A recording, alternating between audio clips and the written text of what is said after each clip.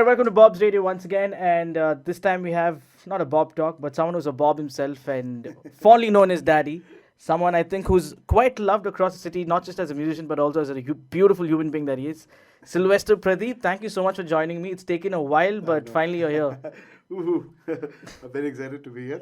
Yes, Excited. Yes, very excited. Very excited. Yeah. You know, in fact, I'm excited because to give a little more introduction, let me just say we are who we are, or rather, we sound the way we sound because of him, because he's the one who's done our jingle, the Bob's Radio jingle. I doubt you'd even remember, no, Daddy. I of course remember. The whole thing? Of course I remember. You remember the song, the whole I thing? don't remember the song, but I remember doing it. But apart from that, the reason we even, asked you was because of what you brought in, not just as an artist, but you stood true to a musicmanship that is very rare. I'm not, with all due respect, a lot of artists across the city and the country, but then also it goes along that you are one of us. You are someone who believes in the true spirit of the city, and hence we went about with you.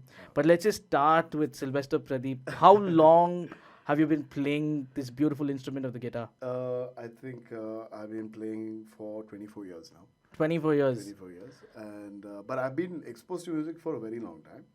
As a kid itself, I was exposed to music because of my dad. So I used to play a little bit of the keys for him in church. That's how I started. But the guitar is an instrument that I fell in love with eventually. It was love at first sight for sure. And since I started playing it, I think 2001 is when I started playing the guitar and never stopped playing it. Sweet. Now, what were the kind of influences that you had in terms of music, the artists that you listened to growing up? I think it was very weird for me because I was not exposed to Western music that much as I am today. For the I think the very few artists my mom used to listen to, like Boney M and ABBA, and we did have a couple of mixtapes, but it was not of interest to me. But I primarily grew on gospel music and Indian gospel music, not just this one. And my Was this Father Berkman's? yes, definitely. He's one of the musicians who's been a very crucial part of my listening. And but most importantly, I think I grew up listening to my dad's work. So because I did not know that I had love for music until very late, until 2001 actually. But however, there was music constantly happening at home, and my dad had his own original albums, but only for gospel music. Right. And so that is the music that I always grew up listening on, and of course, Ilayaraja. So Ilayaraja and a little bit of Rahman also. So I think my music upbringing was not too many artists, but it was very deep. Whatever music I heard, it was definitely a lot more intense. But there were not too many artists that I was exposed to. It's only much later that I was...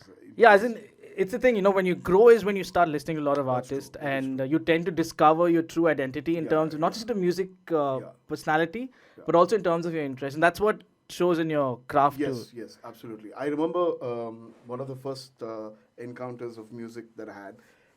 I think that is the first encounter that I had. So like I said, we had this mixtape, and they had a bunch of songs on it. I liked a few, but there is this one song that caught my attention, and it got me good. So the song started with a little bit of guitar work and very soothing vocals, and then a nice nasty beat groove came into with string section. It was Ain't No Sunshine.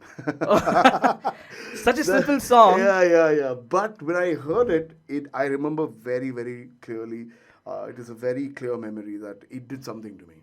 I didn't know what it was. I didn't know why that song had such an effect on me. And when I heard it, I was like, man, what is this song? Why does it have an effect on me?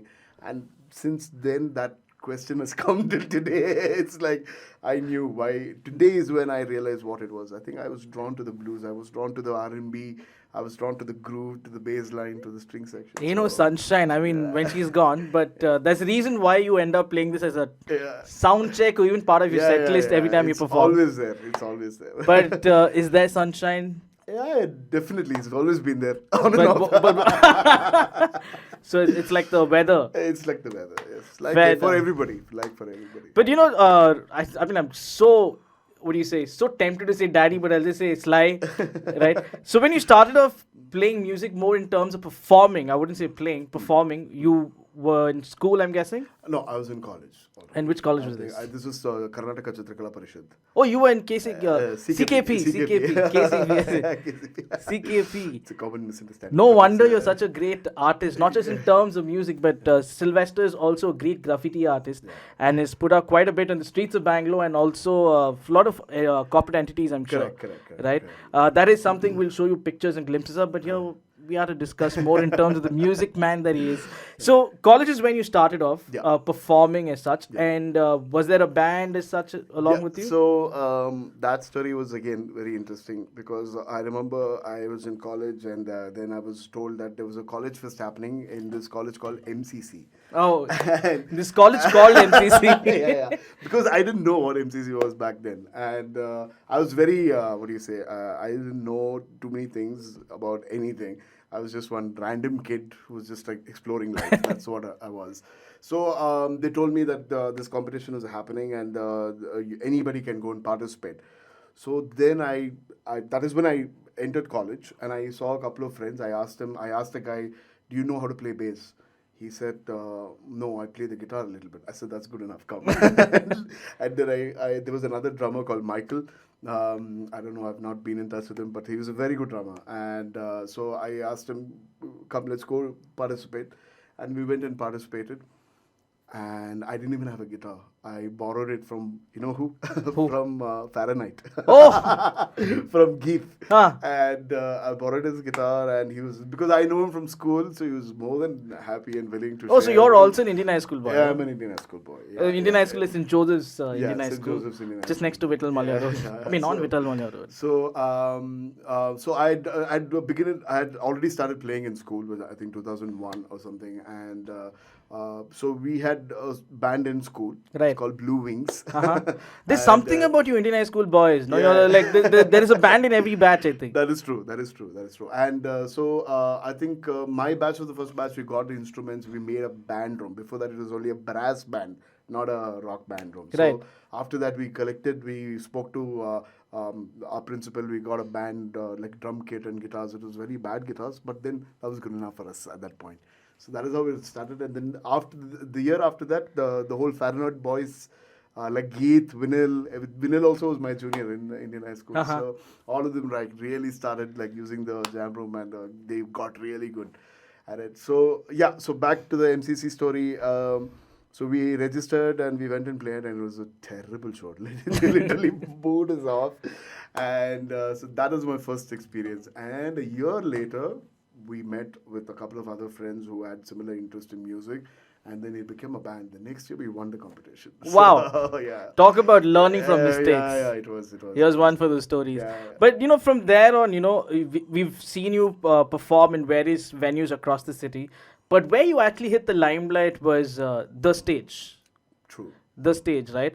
How did that call happen for you?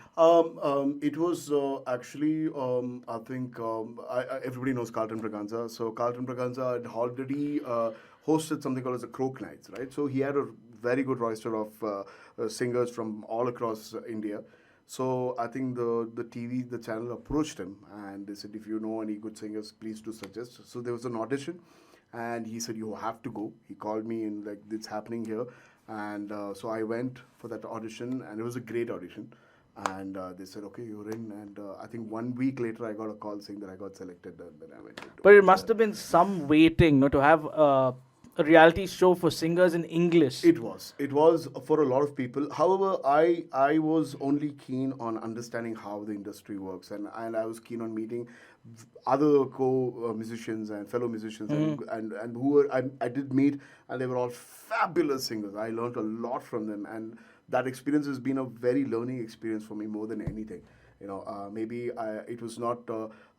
It was a perfect mix of learning and things that you need to do, things that you don't need to do.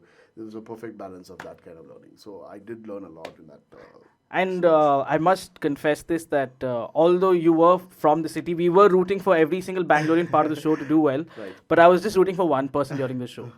Any guesses? From Bangalore, of course. Bangalore. Yeah. I don't know. Abhijit Gupta. Abhijit Gupta, yes. Classmate of mine, teammate. Oh, really? I did not know that. Wow, okay. Yeah, so Okay. hence the reason was Okay. to watch the show as well, Oh, nice, and ended up nice. knowing that you were part of it too. Okay, okay. And then years later, again, I see how Fahrenheit or Lagoris played this Yeah, part, yeah, and I get to meet you in person, yeah. and I get to understand the kind of musician that you are, and been watching those videos from Sylvester and the Trio and Yeah, everything. yeah. And before even meting you, I must say I heard Puoma before meeting you. Oh, really? That's actually Wow. one of his really famous tracks, Yeah. a super dance number, which you'll rock out to. Unfortunately, there's no guitar, but we'll Yeah. try and give a little snippet of that Sure, sure. during this entire talk and stuff.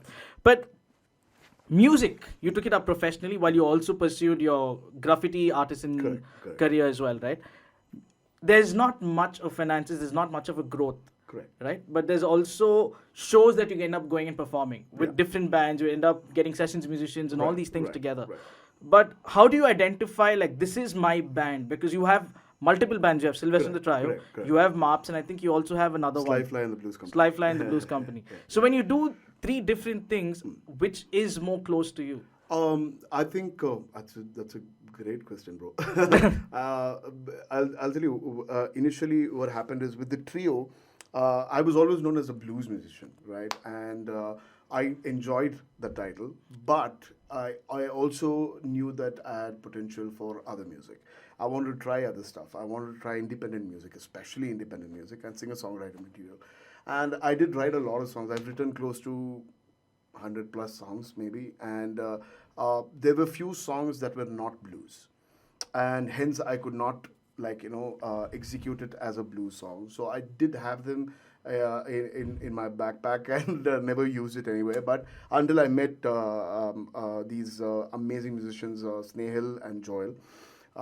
So when I met them and when I jammed with them, all the songs that were there sitting on the shelf kind of came out because I wanted to try them out, and they kind of contributed a lot. This was So the this blues was genre. this is not the blues genre because with the blues I already had another band at that point of time called Windows, which is what transformed into Sly Fly and the Blues Company Right. now.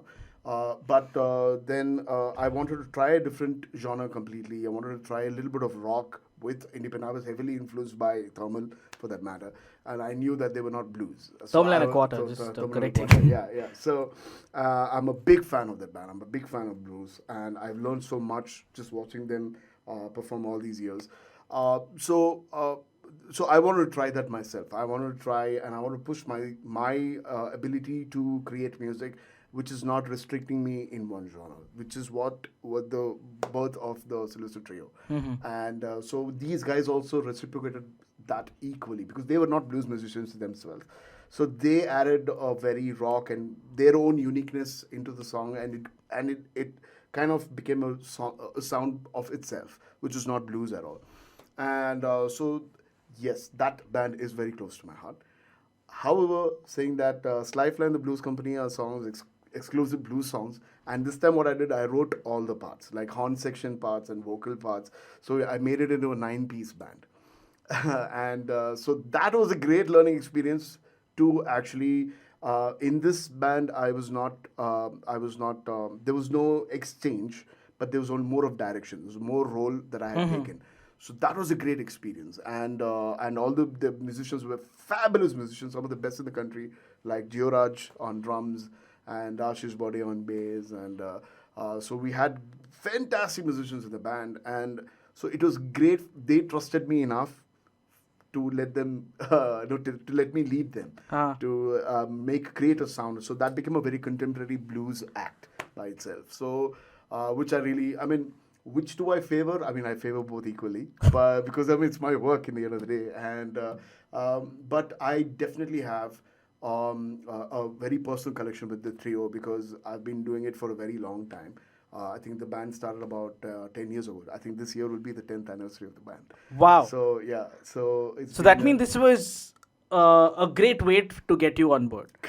Like from the 9 year to finally finish the 10 years. yeah. So this year will be the 10th year of Sylvester Trio, and we've been working on some new material. We'll be putting out some new songs very soon this year. Well, congrats on the decade-long Thank you. musicmanship, Yeah. and we hopefully will get to play your music on the radio since we are Absolutely, playing your voice absolutely. on the radio every hour. Absolutely. Right?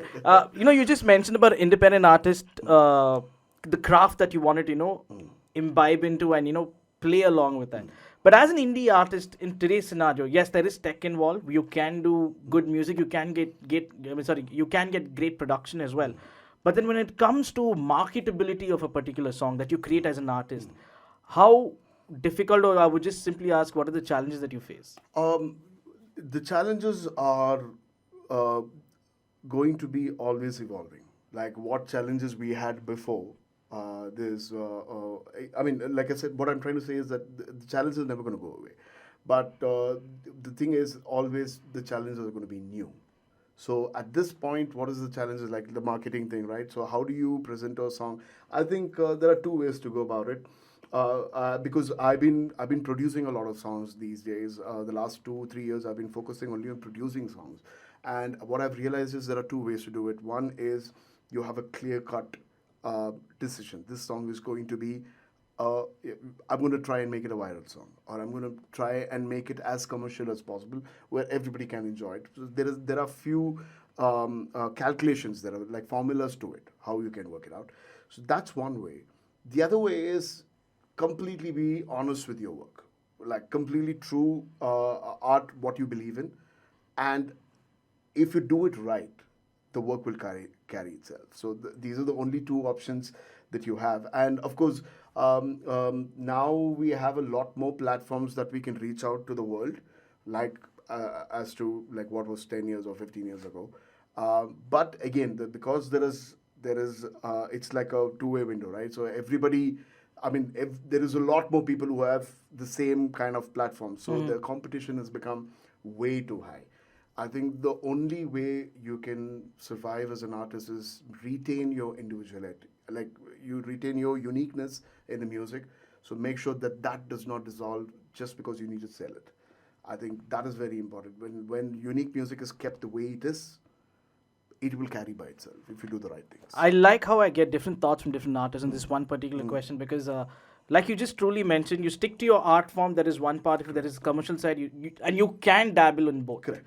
Right. And over time, we can also believe that as audiences, we are maybe programmed to say this is what is a good sound. Yeah. But then people who love a certain genre or a certain kind of music or a sound will stick to it. For example, there'll be metal fans who will stick to metal irrespective of what they might listen to a couple of other things. So people who play metal have no issues because they will always have a fan base who are loyal to them. Yeah. But then there is this one particular, I mean, I wouldn't say one particular, as a mass, we are divided because of the kind of clutter that is there in today's world, true. whether That's it's content consumption through the years or through what we view as well.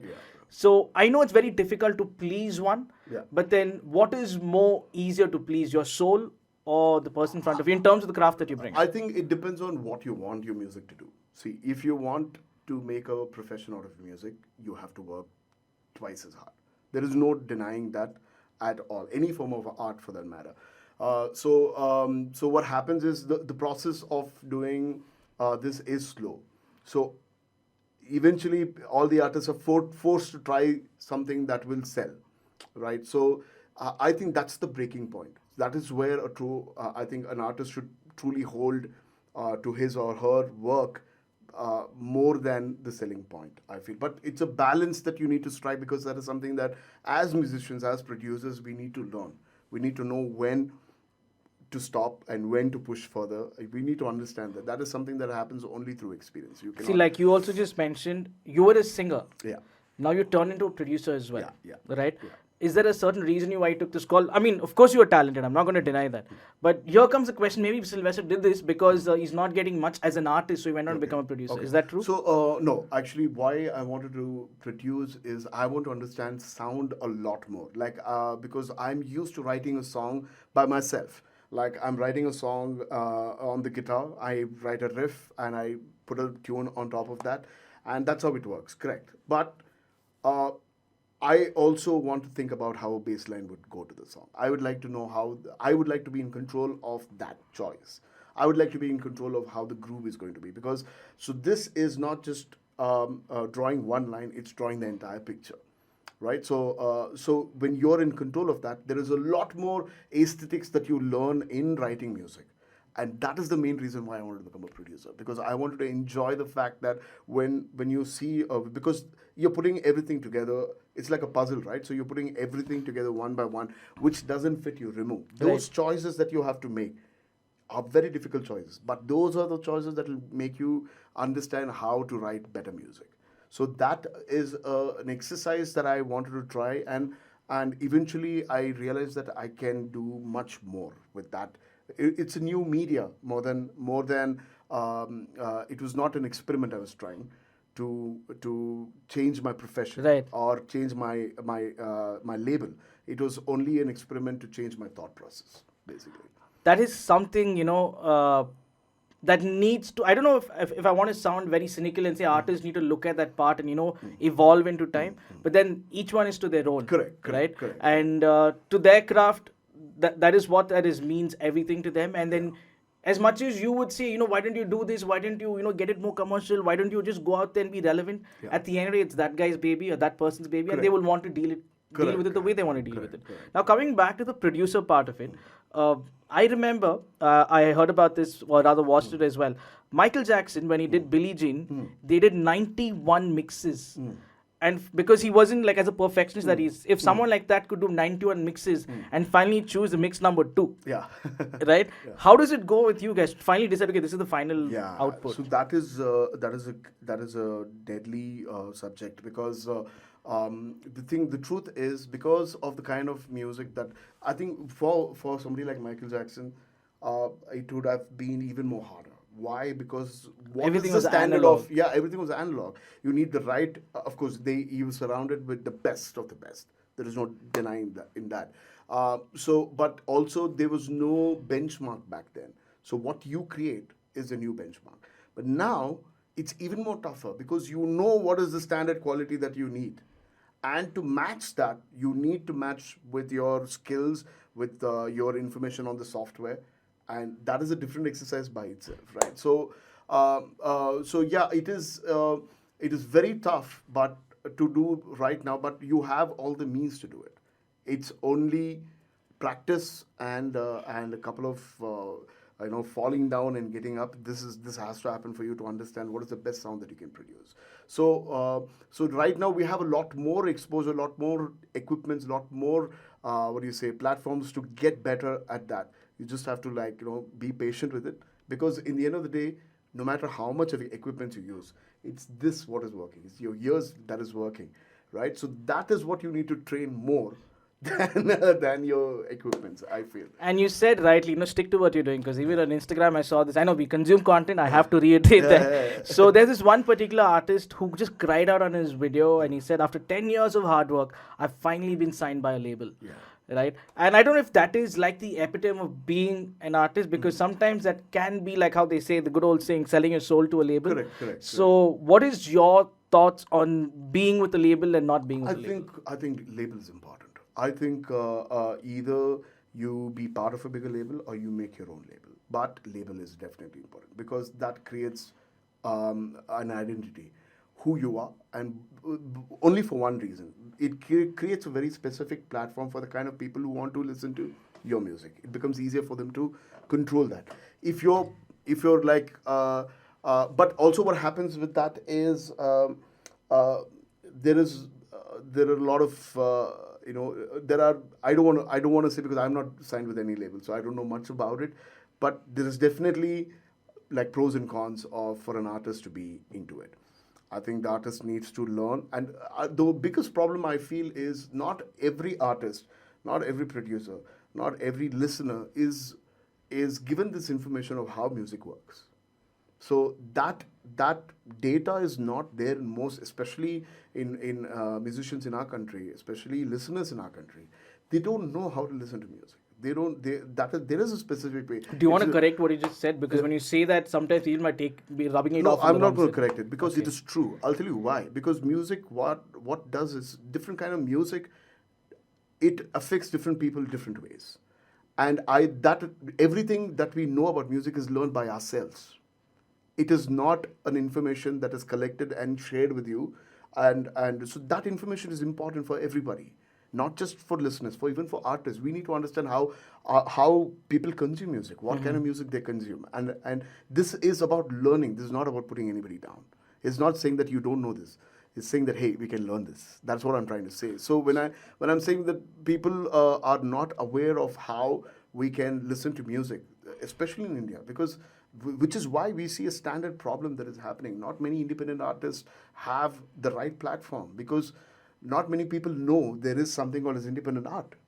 So till you explain those people, this is what is independent art. This does not is not commercial, but it's unique in its own way. Till this information reaches people, they're not gonna like be invested in listening to an independent song. So this is an important task for everybody to learn. Like even for producers, how to produce a song. For musicians, how to handle a crowd. What kind of music do I play? Even if it's my individual perspective of writing music, it is going out to another ears, right? So how do I present it? So these are things that everybody should learn, and I think those platforms are not very heavy and not very invested in our country, I feel. So you were talking about how people in India don't know to listen to music. Correct. And by that thought, what do you mean? Like, how do you say people can listen to music in a better way? I think it's a massive process. How do we see people? What I mean by that, people don't know how to listen to music is, um, everybody listens to music in a very certain way, and it's very personal to them. But they don't know that they are listening to it in a very certain specific way. Like for example, a lot of people listen to techno music when they're driving, and if you have a friend, you there is a vibe check that happens, right? There is a whole thing. Everybody keeps playing. Huh. I was recently part of it. So everybody, the phone keeps going from each other, and everybody is playing a song which will have a similar vibe or sound or something, but it does not break the vibe when you're driving or when you're working or whatever it is, right? So this is basically everybody is trying to understand what is the mood of the song, and they're trying to play a song which will add value to that mood, right? So this is a learning experience that is happening by default. So I feel like when you're listening to, like for example, I have to bring it up because it's only right. I've been to a jazz concert where it was a fantastic. I'm not going to name the musicians, of course. It was a beautiful gig. It was a fabulous show, and we did have a few people from the crowd who were enjoying it. They really understood that okay, this was high quality music. After that, the first thing that they spoke out was they requested for a song that they're familiar with, like a Bollywood song. You understand what I'm saying, right? Okay, So yeah. it is not their fault, because see, they realize that these musicians are very good, so they can play a song that I am familiar with. That is how they are thinking, but they are not understanding what the musicians are actually trying to do. This is what I'm talking about. How this is the learning experience that people need to know about. For this, there has to be more. We need to talk about it a lot more.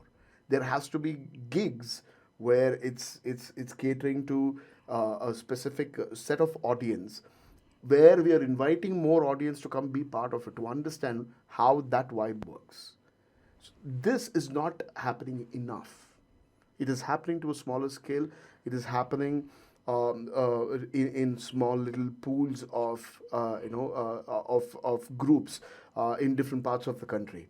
But it is not happening enough. I feel like I think artists, senior artists, big artists in the industry should initiate this. Only then this will spread to a larger audience.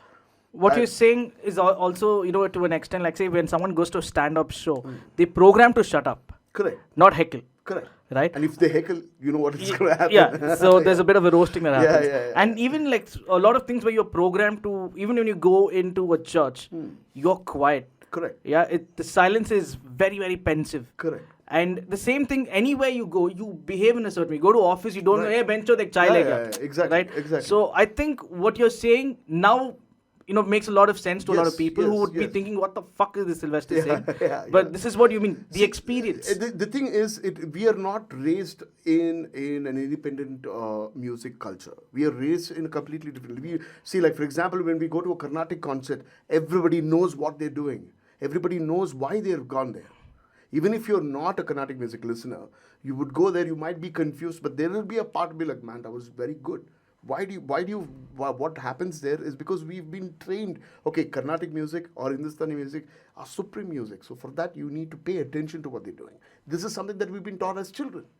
It's in our blood, right? But if you're going to an independent concert, how much do you know that how do you enjoy music? We don't know that concept at all. Right. Like for example, so many people have this problem, right? We go to a cinema and we have this one group of people who are chatting in the middle of the cinema. You understand what I'm saying, right? That there is nothing wrong in what they're doing. They're just having a good time. That in the end of the day, that's what it is. But they don't understand how the process of watching a cinema is, how many people are around us. We don't understand that. I'm saying when I say they, I also mean myself. All right. So we need to understand how we can learn these things to enjoy music better.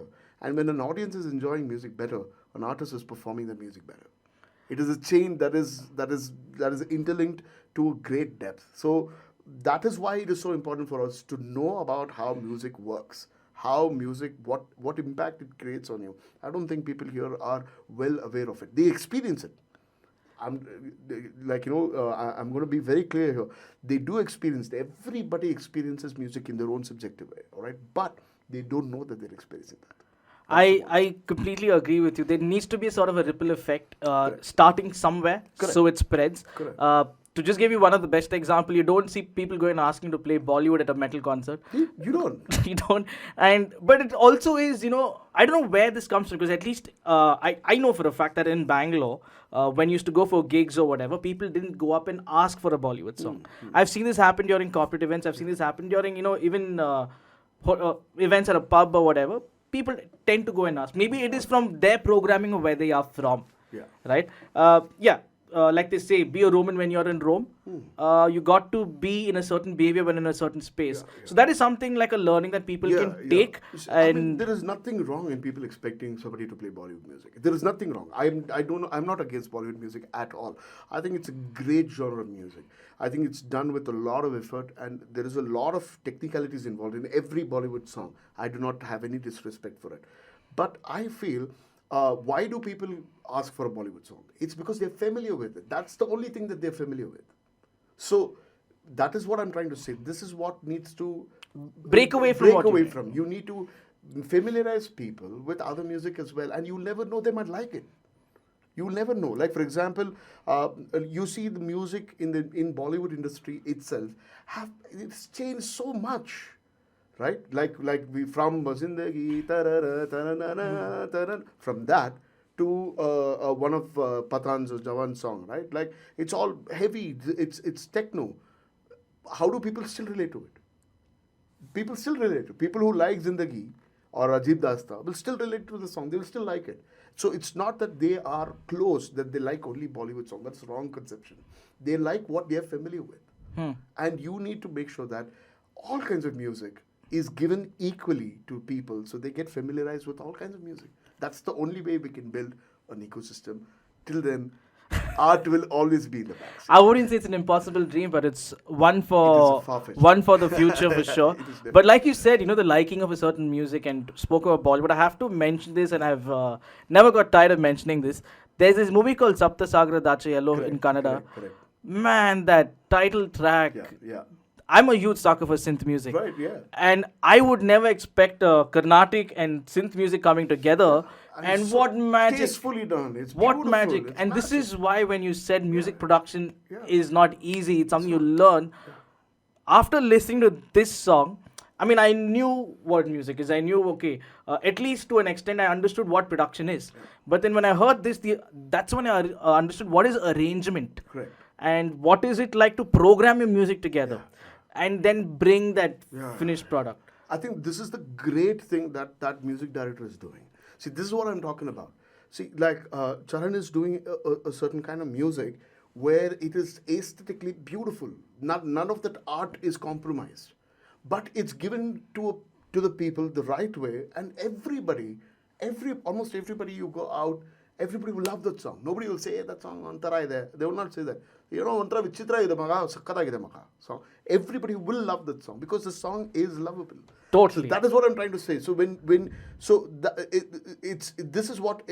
that's basically an independent work that is going. That's indie art going to like secular audience. Yeah. So there is already this growth there, and that change that I'm talking about is already happening. It's coming. I mean, change is inevitable. Exactly. It's going to evolve over going time. to. And I wish that every artist takes that as a serious thing too. And I'm specifically talking about the big artists, because it's important to know that times are changing. independent art, collaborative art is going to be this scene in the future. There You is know no what? I escaping it. just want to say this. You just spoke my mind. I keep telling everybody this indie music scene is the future. It's the And future. the reason I say this is with a strong amount of conviction. Yeah, yeah, The reason, again, being is everybody's learning to do what they want to do. yeah, yeah. And they're not dependent on somebody. And hence the reason I say independent artist. And I even heard Snoop Dogg say this, that when a record label signs you up, I have nothing against a record label. Maybe things can tweak for the better in the future, because whatever has been done right now is probably done from what was set, probably not in stone, but presumptuously in stone. That this is how it needs to be done. The artist gets this much alone, and the rest of it goes to the record label. I understand there's huge cost in terms of what amount of expenses go into production, in terms of everything that goes into it. But I'm sure there'll be a lot that can be done. But that is one of the main reasons artists today are not signing up with a label. Correct. And coming to the same factor, what happens with the label is that when you sign up with a label, you don't have the rights to play it unless you are given the rights to play it. Correct. For the person who's even brought that craft out, right? So that way, what are your thoughts? And do you think an artist should be allowed to pursue his craft irrespective of it being with the label See, or not? I understand having restrictions with the labels because because it goes back and forth. Like there is a balance that they try to strike, but in the end of the day, I feel regardless of what balance that you're trying to achieve, if the artist is not let to be the artist, the entire system fails. So when if an artist is not allowed to do certain things because they are part of a bigger label, so that competition, I mean that variation of okay, who's bigger, the artist or the label, that is never going to end. Like I feel this is because of the existing labels that are there. I mean, because we're always taught to look as artists that the labels are the bad guys, but actually it's not. It's they're just smart. They're just smarter businessmen than the artists, right? So. But then does the artist, this question again, this is like an involute circle. Yeah, it's should the never artist ending become the loop. businessman then? Should the artist become the... So then, I always believe this. And I think it is true to a great extent. An artist, if he becomes a businessman, there is a bit of an artist that has gone away from him or her. It is obvious because you cannot do multiple things at the same time. But can you create a balance? Of course, yes. So this is something that the artist needs to learn. This is what I'm talking about. How music works, how the industry works, is something that we are figuring out on the way. There is no structure who's coming and telling us, guys, this is what it is. And nobody is doing it. Like artists who are big, who have gone through a lot of troubles and now they have made it, should be the ones to tell the rest of the artists who are still struggling, guys, this is the way to do it. But the whole competition thing kind of stops everybody from. I mean, you can't blame them because You they're can't, you also can't. doing it for their You own can't, bread you and can't, butter. You can't. See, what I'm thinking about is an ideal world. I'm not denying that. But the point is, you will not be able to make the music, your own music, bigger without having these foundations set. Totally. So instead of someone taking a few months, this person's taking quite the time because he's not experienced that. He's not getting the knowledge from someone who's already experienced it. Correct. So it always going to be an autodidact world for an independent artist to learn everything on the go. Yeah. And I am not going to say I hope things get better because I'll tell you what, I was very dependent on a few things, even in terms of editing videos. Even with my previous employees, I never edited any videos. Forget even doing audio editing. I'll probably edit only the stuff that I do on my shows.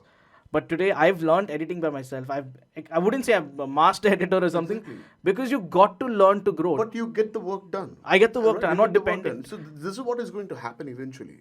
This is already is what is happening. Like there, you don't need a big label.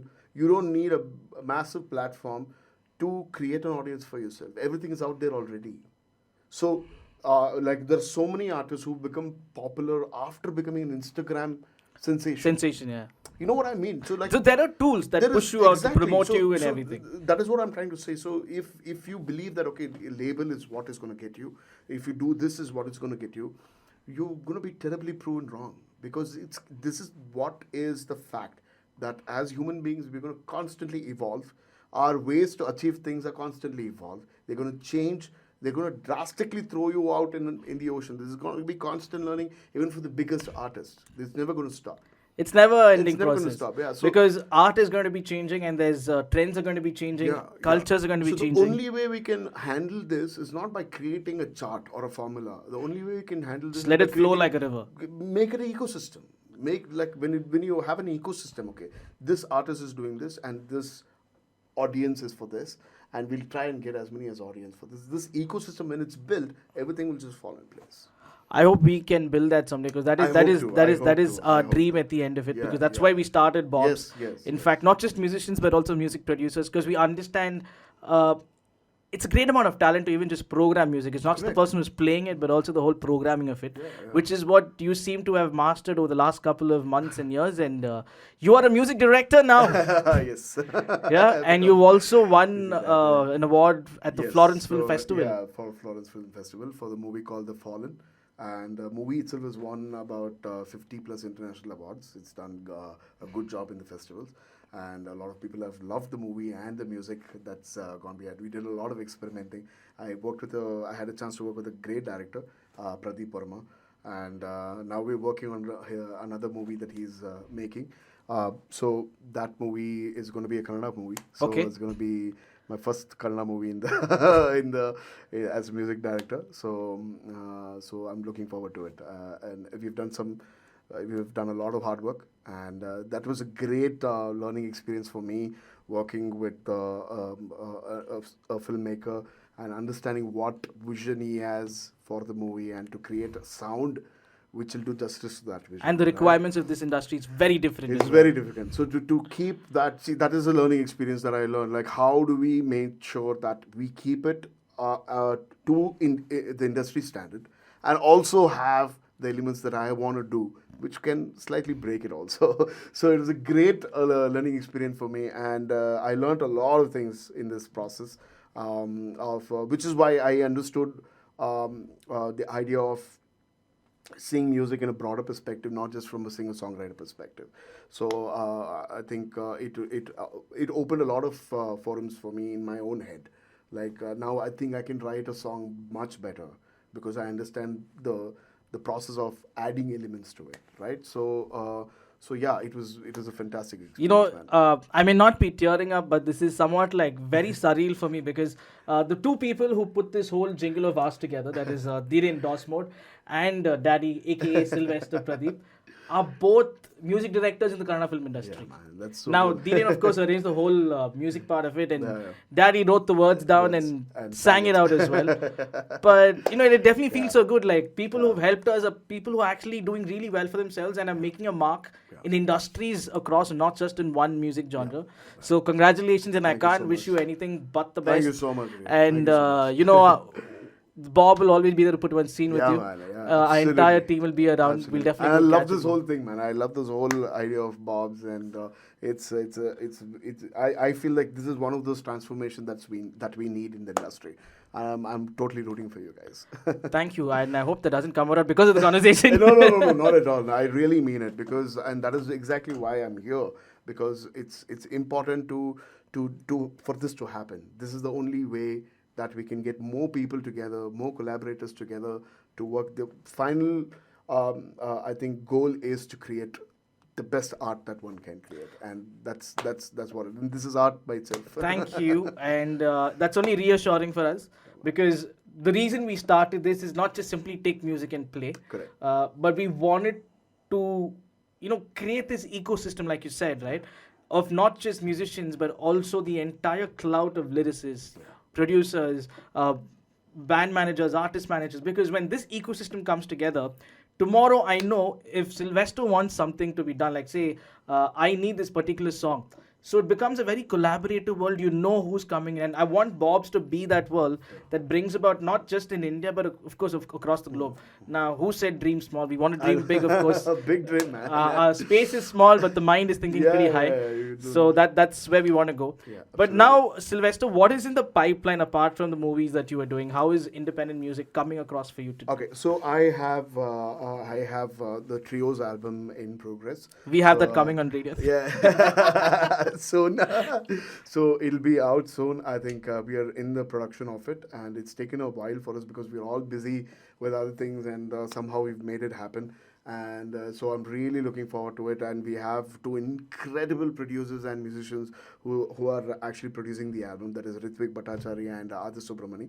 And both are incredible beasts in the industry. And so they are helping us put this album together. It's going to be a short album, more like an EP, but it's going to be an effective one. And we also have a single that's going to be released very soon. It's called "Can't Break a Broken Heart." Really looking forward to it. And later this year, I want to have a big video and audio production done for Slyfly, the Blues Company. And that's a plan that's been in the making for the last 2 years. So hopefully that end of this year it'll happen, and that is going to be one of my like magnum opus, I think, because that's a work that I've been brewing for a very long time.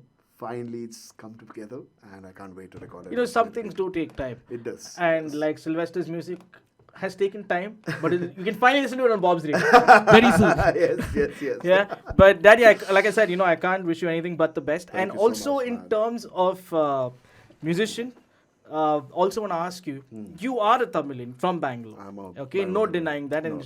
it comes across in the way we interact and everything. What does Bangalore mean to you? Bangalore is. I have two answers for it. I think what Bangalore was to me is a distant memory, for sure. This is like Veerdas is two Indias. It is a distant memory, and because the Bangalore that I am used to and I grew up on is a completely different, completely different from what it is now. I do feel like Bangalore is overgrown its strength, but I think that's evolution. You can't fight it. That's nature taking its course. But right now, I think Bangalore. I think one word I can think of Bangalore is potential. I think it's going to be a very important city, because I think there is going to be a lot of interactions from Bangalore to the rest of the world. It already is happening. Usually, people consider Bombay as that connecting point, right? I don't think Bangalore is too far away. So that means all the independent musicians, independent artists here are going to be connected to the rest of the world very quickly. So that is something that I'm looking forward to happen very soon, and hopefully it happens while I'm still around. Well, had to plug that in. But it will happen before we leave our legacy down. But you know what? I have to add to that what you just said, that Bangalore is going to be showing to the world, or rather be out there for the entire world to consume what we are all about. I've always believed we've been an audience that has been very adventurous with our music. Correct. We never shied away from trying something new out. Never. And we are all... There is few things that we're very passionate about. One is music, irrespective of which language or genre you listen to. Sports, right? I don't know about the movie industry, but now you tend to see a lot of talent coming out of the city. Absolutely. We were always known as the IT capital, startup capital, but I think somewhere over time now, art is finding its place in the city as well. Absolutely. And the city's got a great amount of history in terms of art and literature, of course, like Girish Karnad and the likes. So we only hope to see a lot more coming, and our aim is also to put Bangalore out there on the world map, like get people Bangalore as much as you can, and we are out here to just put that same scene. Yeah, Bob. Yeah, Bob. I don't know if I could ask you to sing it. Do you remember anything of the song? If I listen to it once, I'll immediately get it. Okay, never mind. It's okay. We'll play it out. We'll play it out. But again, thank you so much for coming. Thank you so Absolute much, pleasure. Leo. Thank you so much for Worth having the me. wait to get you through. Some really good conversations that we had, and we can't wait for the music to come back, and we can't wait for the music to be hitting Bob's radio as well. Yep. Yeah. Cheers, bro. Cheers, bro. Thank you so much. Cheers.